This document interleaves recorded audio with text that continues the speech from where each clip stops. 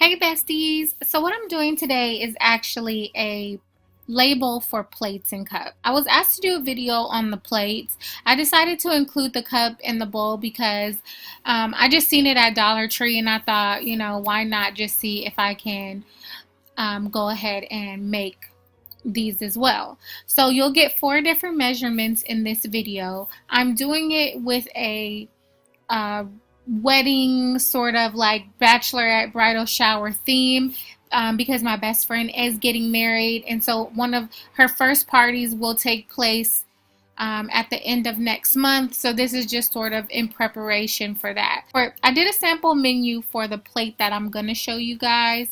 The other ones I've already printed out and tested and everything, so I'll show you what that looks like. So the one that we'll put together is the menu, and I'll give you the measurements for everything.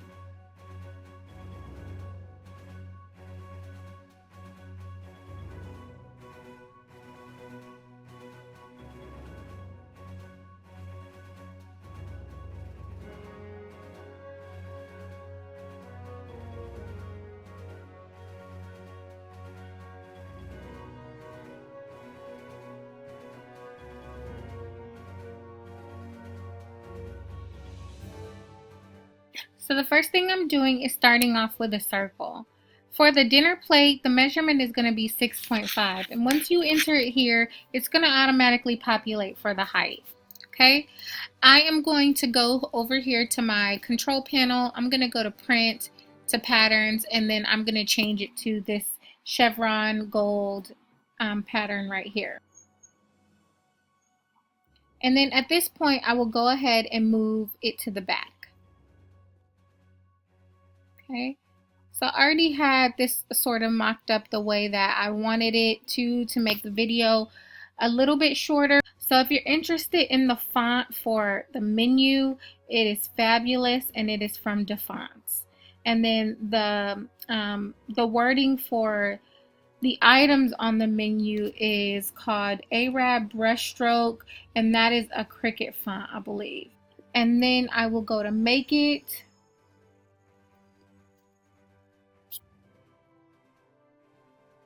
To continue it to printer, go to advanced options,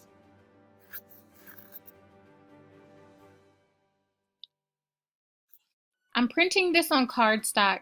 You can print this on copy paper. There's no real need for it to be on cardstock, but I do have a lot of cardstock, so I'm not really worried about it. But if you were trying to save that, use copy paper, use whatever you have, really, glossy paper. It should all work with this. There's no real need for it to be on a thicker paper because it literally is just going on the bottom of the plate.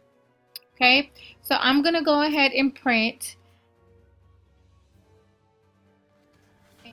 So I wanted to show you guys how these look before I show you how to assemble it. This is the one that I printed out that we did together. So I will show you how to do that one. But I just wanted to quickly show you guys what this looks like. These are the cake plates. And these are the dinner plates. And I chose this option because of the embellishments here on the side. They look a little bit more elegant than the ones that I've seen at Party City. These are the bowls, and you can see inside of them here. This one is, these are actually the goblets or rocks glasses. Okay, so I have my circle here ready to print, and I'm going to just cut this out on 80-pound cardstock setting.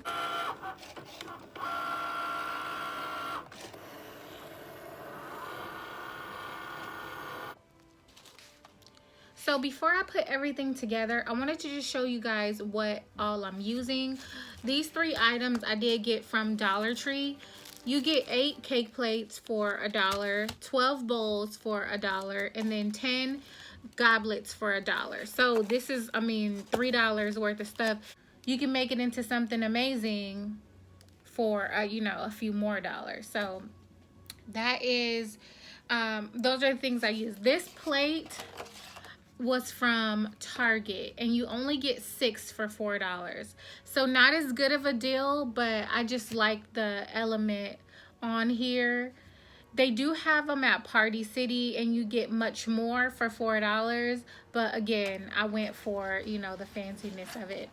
So this is my printout, and I'm gonna flip it over, and it's gonna be adhered to the back side of the plate, so you won't have to worry about anybody, you know, using something that's not food safe. Okay, so this is what I'm gonna be using for my application to apply it to the back of the plate.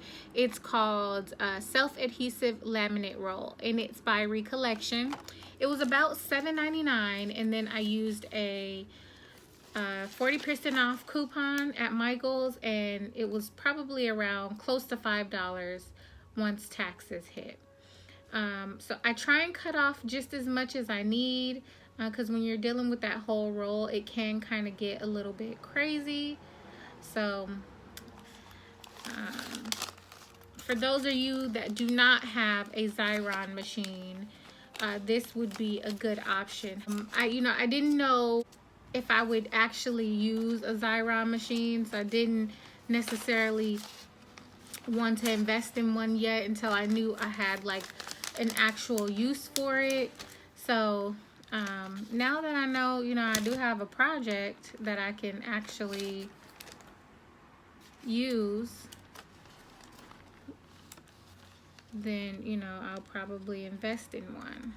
So now that I put it face down on the grid side, I'm going to just